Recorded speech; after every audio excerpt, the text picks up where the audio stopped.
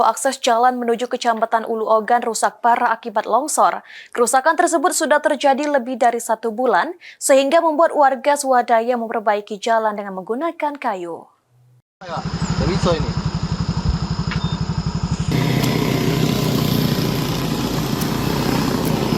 Akses jalan menuju Kecamatan Ulu Ogan rusak parah akibat longsor.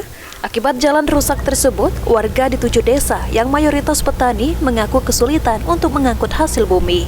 Camat Ulu Ogan, Eldaniati, membenarkan adanya longsor yang terjadi di 2 desa, yakni Desa Belandang dan Ulak Lebar.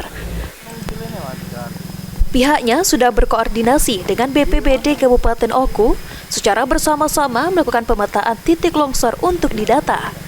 Ditambahkan Eldaniati, warga secara swadaya memperbaiki jalan-jalan yang rusak menggunakan alat seadanya, di mana jalan yang amblas ditutup menggunakan kayu. Untuk yang terparah, warga juga swadaya melakukan pengecoran jalan agar bisa dilalui warga.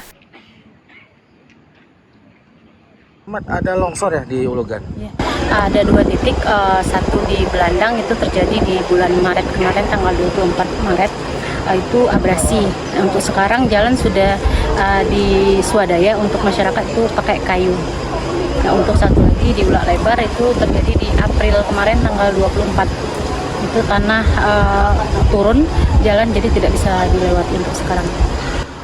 Apa yang sudah kita lakukan? Untuk sekarang yang sudah kita lakukan sudah kita laporkan ke pihak BPBD di Kabupaten dan PU. Kemudian juga untuk sekarang yang jalan Belandang sudah diswadaya oleh masyarakat. Saat ini meski 2 akses jalan rusak sudah diperbaiki secara swadaya oleh warga menggunakan kayu, warga yang melintas harus ekstra berhati-hati saat melintas. Yunin Yuniki, PAL TV.